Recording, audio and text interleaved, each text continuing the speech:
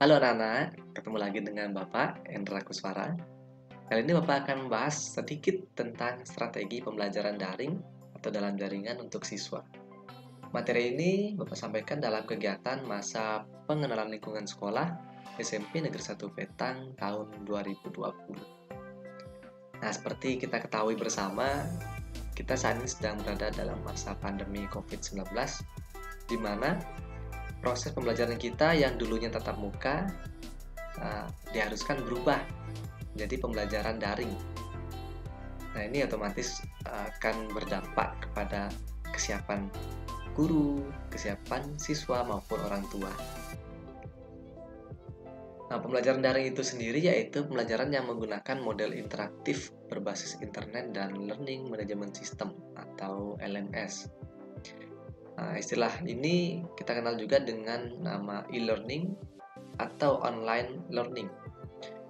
Nah, syarat utama dalam mengikuti pembelajaran ini, kita harus memiliki perangkat teknologi, baik handphone ataupun laptop yang terkoneksi ke dalam jaringan internet. Nah, beberapa aplikasi yang sering digunakan dan pembelajaran daring ini ada yang sifatnya sinkronus atau secara langsung maupun asinkronus secara tidak langsung. Contoh yang sinkronus yaitu ketika kita memanfaatkan aplikasi video conference seperti Zoom, Meeting, Google Meet, kemudian ada Webex, maupun aplikasi asinkronus seperti Google Classroom, Kuiper School, Microsoft Teams, dan lain sebagainya. Termasuk aplikasi media sosial seperti Facebook, Instagram, itu bisa juga kita jadikan sebagai sarana dalam pembelajaran daring ini. Nah, dalam pembelajaran daring ini tentunya ada berbagai macam tantangan yang dialami oleh siswa. Di antaranya, yang pertama, ketersediaan sarana dan prasarana. Mungkin sampai saat ini ada siswa yang memang tidak memiliki perangkat seperti handphone atau laptop sendiri. Nah, ini tentunya menjadi tantangan tersendiri ketika siswa ingin mengikuti pembelajaran secara daring. Meskipun siswa bisa memanfaatkan perangkat yang dimiliki oleh kerabat atau orang tua. Nah, kendalanya ketika perangkat tersebut digunakan oleh yang bersangkutan, otomatis siswa tidak bisa mengikuti pembelajaran secara daring. Yang berikutnya, ketika siswa tidak berada dalam jaringan yang bagus. Nah, ini juga akan mempengaruhi dari koneksi, sehingga berpengaruh juga pada pembelajaran daring ini. Nah, tantangan berikutnya yaitu siswa harus beradaptasi dengan sistem pelajaran daring.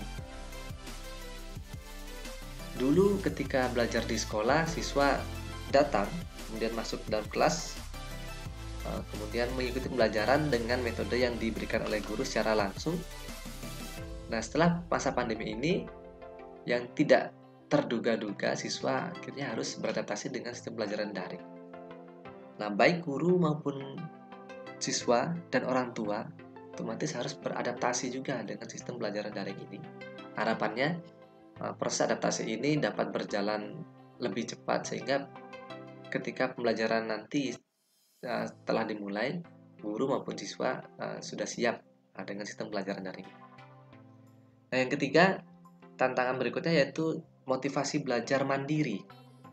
Pada masa pembelajaran daring ini, tentunya siswa dituntut untuk lebih banyak belajar mandiri untuk mencari sumber-sumber dari internet atau dari buku secara mandiri ataupun dari modul-modul atau materi yang diberikan oleh guru itu sendiri.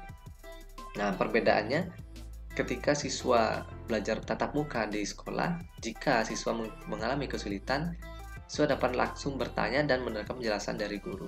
Tetapi ketika belajar daring di rumah, kemungkinan siswa tidak bisa langsung mendapatkan penjelasan dari guru secara real time. Nah, sehingga mau tidak mau siswa dituntut untuk mampu untuk mencari referensi atau berdiskusi dengan temannya. Nah, yang keempat, situasi lingkungan sekitar siswa juga berpengaruh. Ketika siswa berada di lingkungan yang cukup ramai, otomatis akan mengganggu proses belajarnya. Siswa harus berkonsentrasi. Kemudian ketika kondisi rumah tidak memungkinkan seperti ada suara anak kecil, nah ini juga tentunya berpengaruh pada saat siswa belajar. Atau ketika siswa diminta bantuan oleh orang tua untuk membantu pekerjaannya di saat jam pembelajaran, nah ini juga akan berpengaruh juga kepada pembelajaran. Nah, yang kelima, kemampuan orang tua dalam mendampingi anak-anaknya pada saat belajar. Nah, sebelum adanya pandemi ini, sebagian besar orang tua menitipkan anaknya untuk belajar di sekolah. Dan ketika berada di rumah, mungkin jarang yang mendampingi anaknya belajar. Padahal belajar itu baik di sekolah maupun di rumah itu juga sama-sama memiliki proses belajar dan butuh pendampingan. Nah, strategi dalam pelajaran daring. Nah, ini yang pertama, mengikuti prosedur guru. Jadi siswa silakan ikuti apa yang diinstruksikan oleh guru. Masing-masing guru memiliki metode yang berbeda. Kemudian yang berikutnya, siswa dituntut menuntaskan tugas-tugas tepat waktu. Nah, ini tentunya berpengaruh kepada karakter disiplin. Jadi pada saat pembelajaran daring, karena siswa tidak dipantau oleh guru secara langsung, tentunya siswa dituntut untuk memiliki rasa tanggung jawab dalam mengerjakan tugas-tugas dan mengumpulkannya tepat waktu. Nah, yang ketiga, tetapkan manajemen waktu. Nah, karena proses pembelajaran daring ini dilakukan di rumah, nah mau tidak mau siswa harus pintar-pintar membagi waktu antara tugas di sekolah, tugas di rumah, ataupun melaksanakan kegiatan yang lain.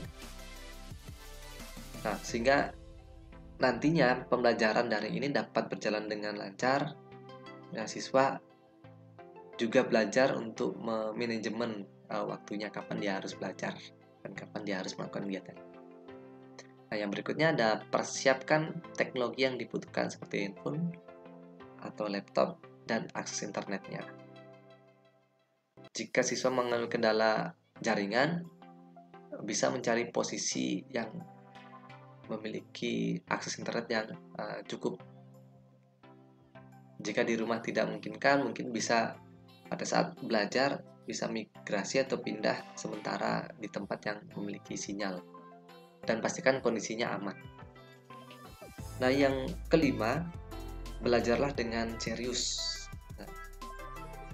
Jadi niatkan bahwa saya belajar untuk saya dan saya belajar untuk sukses, sehingga anak-anak nanti akan menemukan manfaat dari belajar itu sendiri ketika anak-anak melakukan pembelajaran dengan serius. Dan yang terakhir, tetap jaga komunikasi dengan pengajar atau dengan guru, dan tentunya dengan teman dalam satu kelas. Nah, harapannya dalam pembelajaran daring ini, ketika siswa mengalami kesulitan, siswa dapat bertanya kepada guru ataupun dapat berkolaborasi dengan siswa lain yang memang sudah menguasai dari materi yang diajarkan. Jadi mudah-mudahan anak-anak siap untuk mengikuti pembelajaran daring di SMP Negeri 1 Petang. Tetap semangat belajar, tetap jaga kesehatan, rajin berolahraga, kemudian makan dan minum yang sehat. Sampai jumpa.